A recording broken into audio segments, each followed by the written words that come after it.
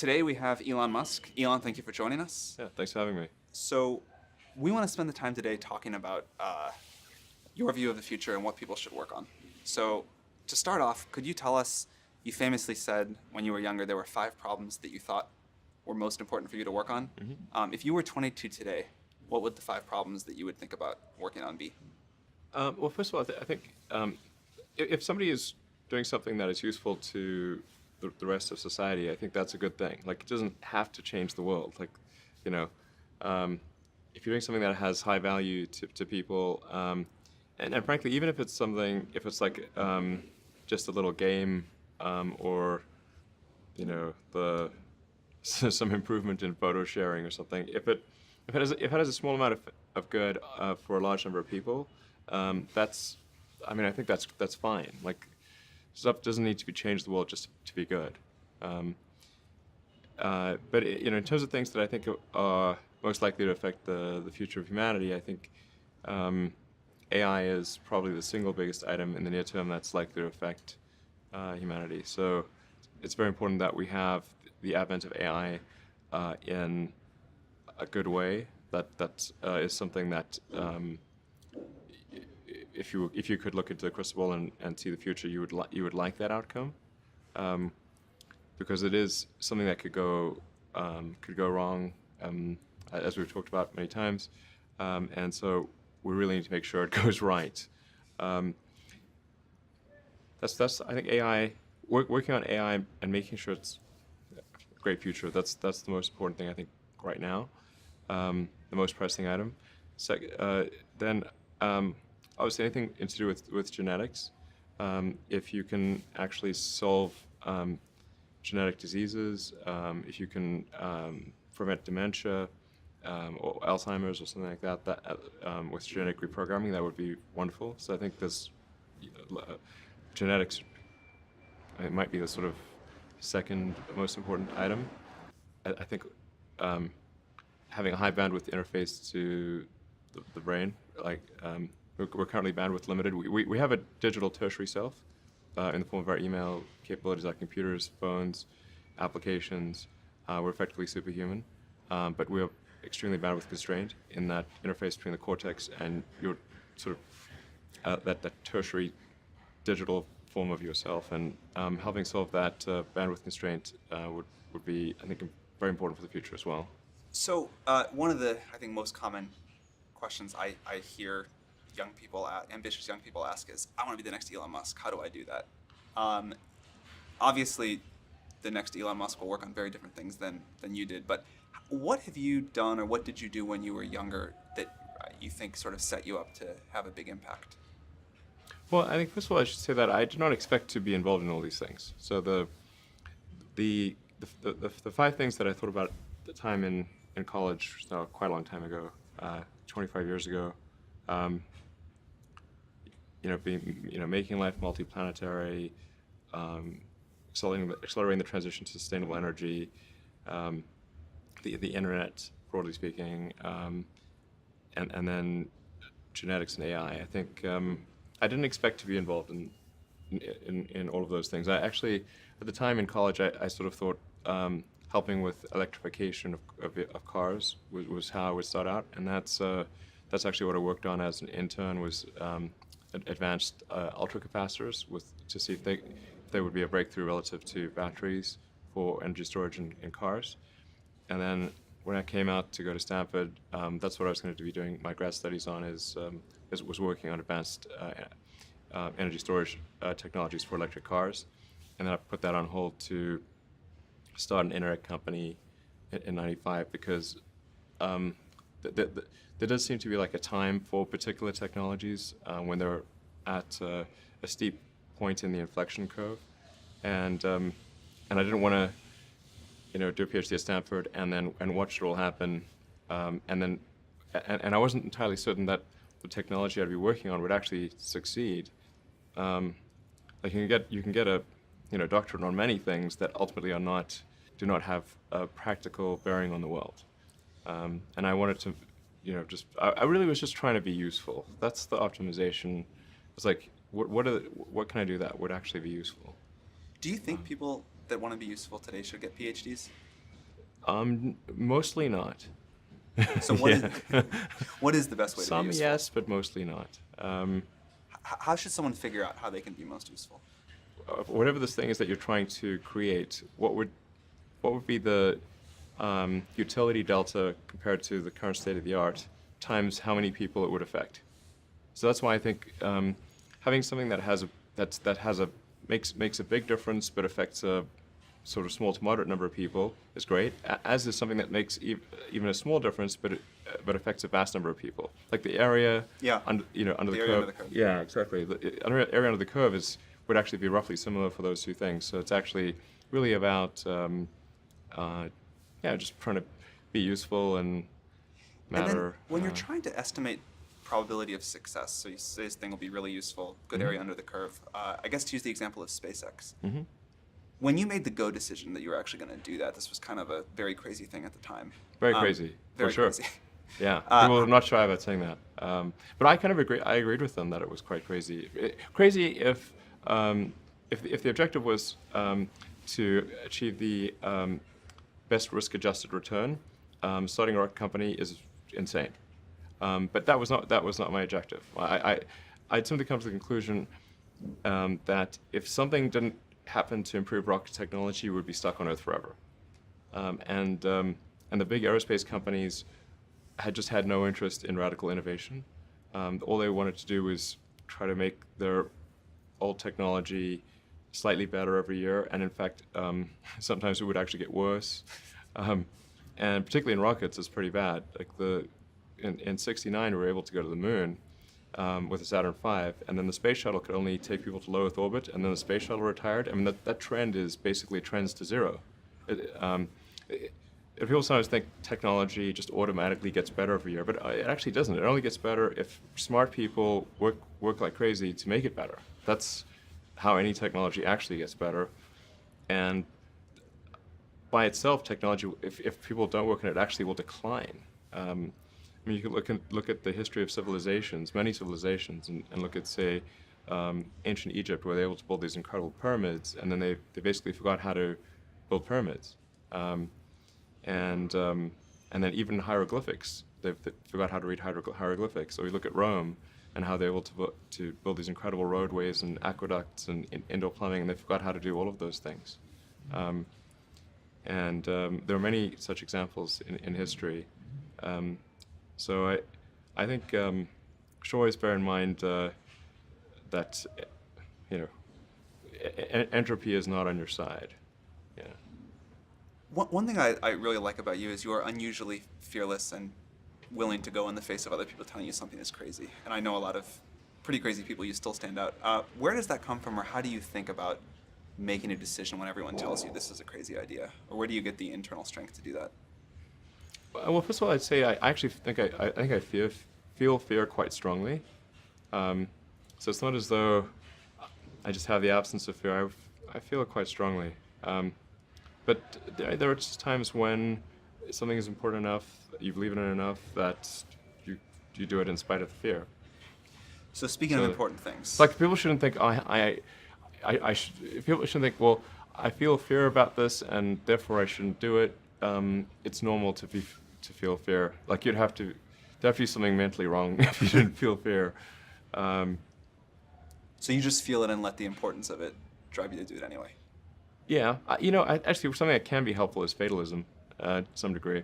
If you just accept the probabilities, then that diminishes fear. When starting SpaceX, I thought the odds of success were less than 10%, and I just accepted that actually probably I would just lose everything. But that maybe would make some progress if we could just move the ball forward. Even if we died, maybe some other company could pick up the baton and keep moving it forward, so that would still do some good. Same with Tesla. I thought the odds of a car company succeeding were extremely low. What do you think the odds of the Mars colony are at this point today? Well, oddly enough, I actually think they're pretty good. So like, when can I go? Okay. At this point, I am certain there is a way. I'm certain that success is one of the possible outcomes for establishing a self-sustaining Mars colony, in fact, a growing Mars colony. I'm certain that that is possible. Whereas until maybe a few years ago, I was not sure that success was even one of the possible outcomes. Some meaningful number of people going to Mars, I think this is potentially something that can be accomplished in about 10 years, maybe sooner, maybe 9 years. I need to make sure that SpaceX doesn't die between now and then, and that I don't die, or if I do die, that someone takes over who will continue that. You shouldn't go on the first launch. Yeah, exactly. Well, Actually, the first launch will be robotic anyway, so. I want to go except for that internet latency. Yeah, the internet latency would be pretty significant. Mars is roughly 12 light minutes from the sun, and Earth is 8 light minutes, so at closest approach, Mars is 4 light minutes away. At furthest approach is 20. A little more because you can't sort of talk directly through the sun. Speaking of really important problems, AI. So you have been outspoken about AI. Could you talk about what you think the positive future for AI looks like and how we get there? Okay, I mean, I do want to emphasize that this is not really something that I advocate, or this is not prescriptive. This is simply hopefully predictive. Because people sometimes say, well, like this is something that I want to occur, instead of this is something I think that probably is the best of the available alternatives. The best of the available alternatives that I can come up with, and maybe somebody else can come up with a better approach or better outcome, is that we achieve democratization of AI technology, meaning that no one company or small set of individuals has control over advanced AI technology. I think that's very dangerous.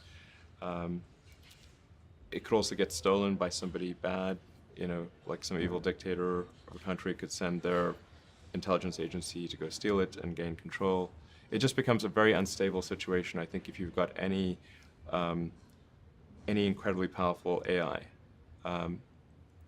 You just don't know who's going to control that. So it's not as though I think that the risk is that the AI would develop a will of its own right off the bat. I think it's more that's the concern is that someone may use it in a way that is bad, and even if they weren't going to use it in a way that's bad, that somebody could take it from them and use it in a way that's bad. That I think is quite a big danger. So I think we must have democratization of AI technology and make it widely available. And that's the reason that obviously Yumi and the rest of the team created OpenAI, was to help with the help spread out AI technology so it doesn't get concentrated in the hands of a few. But then of course that needs to be combined with solving the high bandwidth interface to the cortex.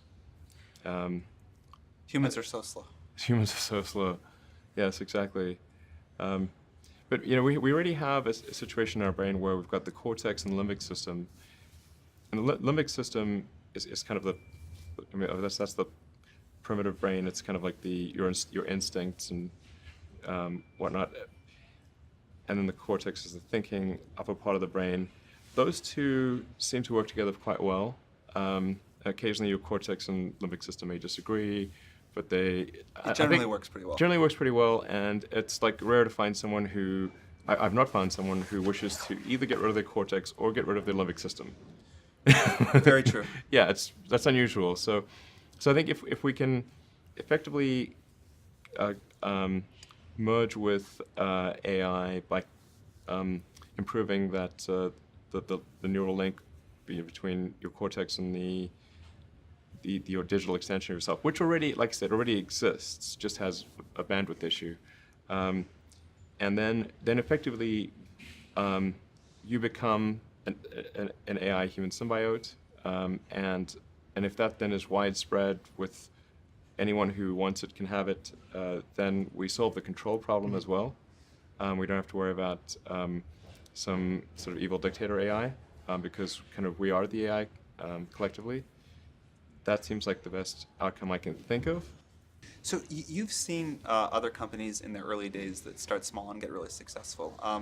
Hope I don't regret asking this on camera, but how do you think OpenAI is going as a 6-month-old company?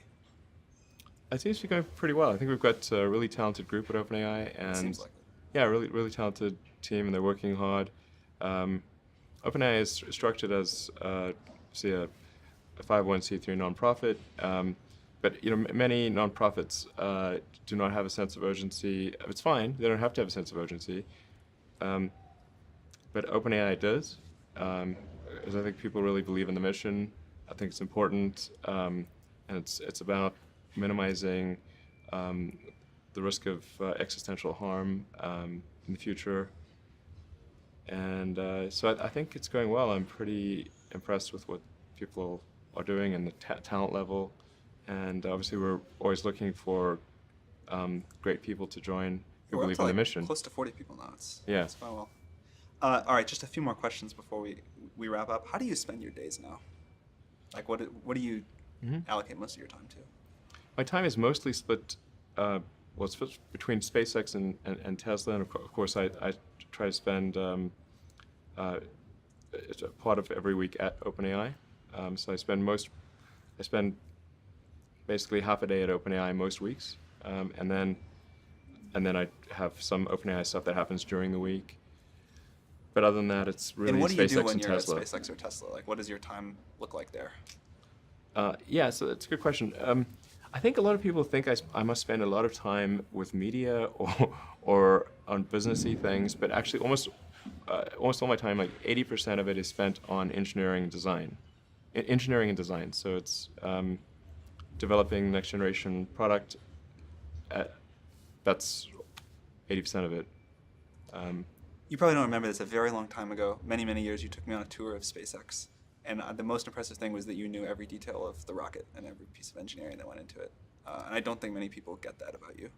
Yeah, I think a lot of people think I'm kind of a business person or something, which is fine. Like, business is fine, but but really, it's like at SpaceX. Gwynne Shotwell is chief operating officer. She kind of manages legal, finance, sales, and kind of general business activity. And then my time is almost entirely with the engineering team, working on improving the Falcon 9 and the Dragon spacecraft, and developing the Mars colonial architecture. And then at Tesla, it's working on the Model 3 and some in the design studio, typically half a day a week, dealing with aesthetics and look and feel things, and then most of the rest of the week is just going through engineering of the car itself, as well as engineering of the factory. Because the biggest epiphany I've had this year is that what really matters is the machine that builds the machine, the factory, and that is at least 2 orders of magnitude harder than the vehicle itself. It's amazing to watch the robots go here and these cars just happen. Yeah.